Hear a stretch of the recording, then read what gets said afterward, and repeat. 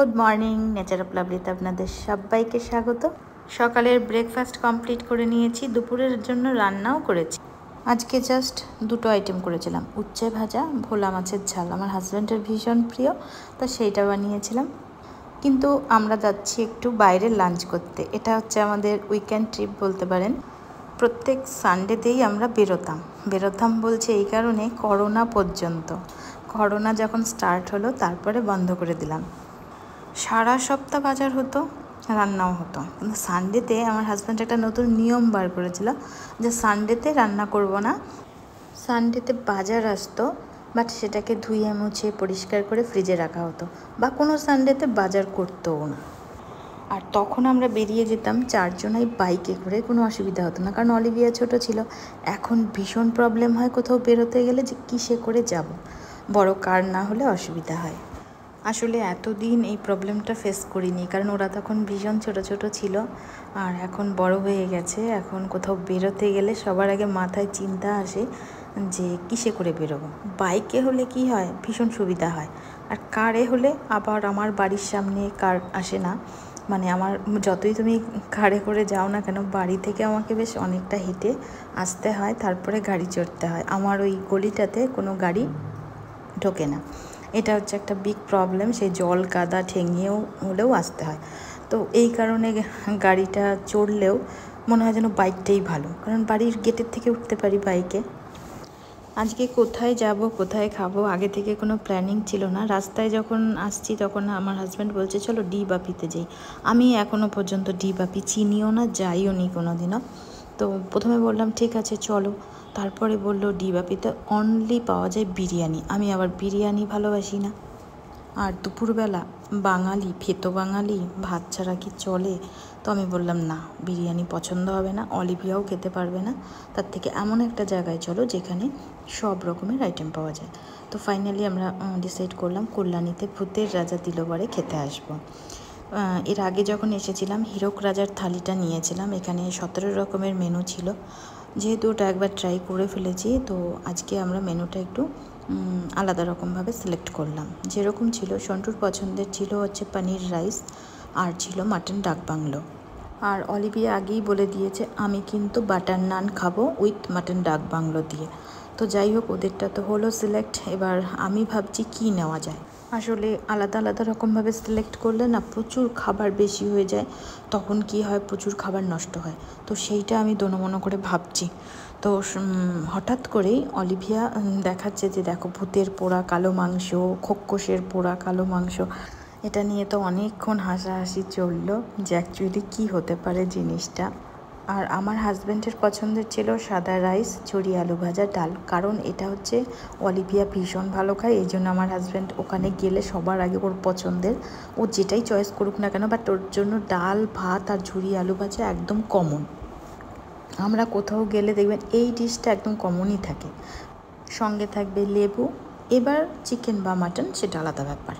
তো এইরকমভাবেই সিলেক্ট করা হলো। দেখুন বাটার নান চলে এসেছে, ডাক বাংলোও চলে এসেছে, ঝুরি আলু ভাজা, পনির রাইস, ডাল, সব কিছুই চলে এসেছে। এবার সন্টু আর আমার কর্তা বলছে যে তুমি তোমার পছন্দের একটা কিছু অর্ডার করো। তো আমি তো ভাবছি এগুলো আগে খেয়ে নিই, তারপর যদি নষ্ট হয়। তো সবাই মিলে বলছে তুমি তো হীরক রাজার থালিটা ট্রাই করেইছো, তুমি আজকে নেবে সুন্দি রাজার থালি। তো আমি দেখলাম সব থেকে মেনু কম কোনটাতে আছে, প্রত্যেকটাতেই প্রচুর প্রচুর মেনু। জানি এত মেনু আর খেতে পারবো না, কারণ অলরেডি এগুলো চলে এসেছে। আর আমি পনির রাইসটা দুর্দান্ত খেয়েছি, আমি তো নেক্সট টাইম গেলেও এই পনির রাইসটাই খাবো।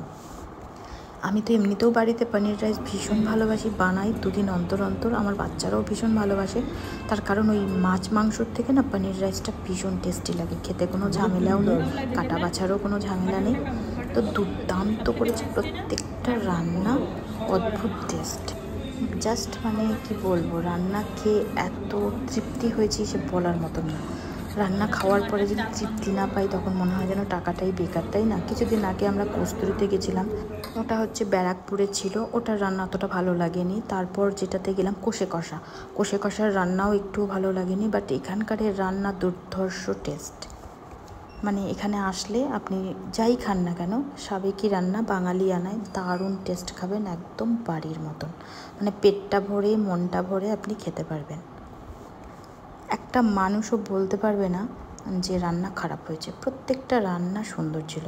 তো বাটার নানও একটু টেস্ট করলাম, আমি বাটার নানও ভীষণ ভালোবাসি খেতে, অলিভিয়া তো পুরোটা পারেনি।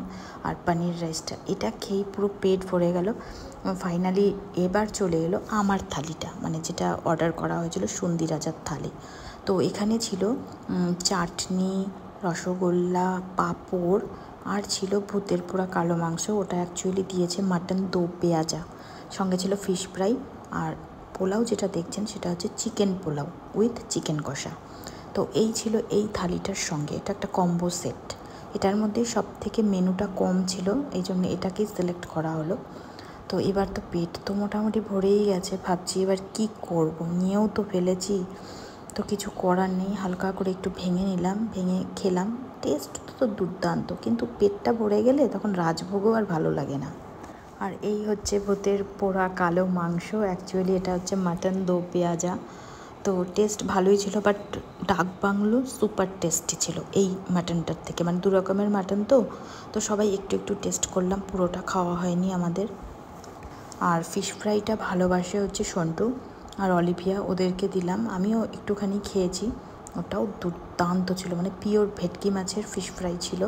এখানে কোনো ডুপ্লিসিটি পাওয়া যায় না, মানে যাই পাবেন পুরো অরিজিনালই পাবেন। কারণ দেখুন, আপনি যখন বাড়িতে রান্না করছেন তখন অরিজিনালটা রান্না করছেন, এবার যে রান্না বান্না করে সে না খাবার হাত দিলে বা খেলে কিন্তু বোঝা যায় যে রান্নাটা বা জিনিসটা অরিজিনাল কিনা, তাই না? আমরা রাঁধুনিরা কিন্তু সবার আগে ধরে ফেলি, আমাদের সঙ্গে কিন্তু কোনো ডুপ্লিসিটি করা যায় না, তাই না? ফাইনালি খাওয়া দাওয়া মোটামুটি কমপ্লিট হলো। এবার হট করে ছোটোটা বলছে কোল্ড ড্রিঙ্কস হবে, তো ওখানে ছিল মশলা কোক, তো এই মশলা কোক অর্ডার দেওয়া হলো। তো ভাবলাম যা খাবার খেয়েছি সবাই মিলে একটু মশলা কোক ট্রাই করা যেতেই পারে। এখনও পর্যন্ত চাটনি রয়েছে, সেটা এখনও খাইনি, ওরা খেয়েছে। পাঁপড় একটুখানি ভেঙে খেয়েছি, আর সব শেষে ছিল এই রসগোল্লাটা। তা রসগোল্লাটা সবাই বলছে খাবো না, কিন্তু ফেলে দিয়ে আসবো। আমি বললাম আমি একটু ভেঙে খাই, আর তোমরা অল্প অল্প একটু খাও, হেল্প করো, তাহলে হয়ে যাবে। তো ওইভাবে রসগোল্লাটা খাওয়া হলো, আর কোল্ড ড্রিঙ্কসটাও খেলাম মোটামুটি। আর অলিভিয়ার তো ভীষণ পছন্দ ছিল কোল্ড ড্রিঙ্কসটা, তো খেয়ে নিল। অ্যাকচুয়ালি এটা ওর জন্যই নেওয়া হয়েছে, আর কাজ হয়ে গেল প্রত্যেকেরই, মানে সবারই খাওয়া হয়ে গেল। মোটে 2 গ্লাস নেওয়া হয়েছিল, কারণ পেটে বেশি জায়গা নেই এই কারণে। তো 2 গ্লাসে আমাদের 4 জনের একদম ফুলফিল। এবার কর্তা বিল মেটাচ্ছে, চলে যাব বাড়িতে, না ঘুরতে। চলুন পরের ভিডিওতে শেয়ার করব।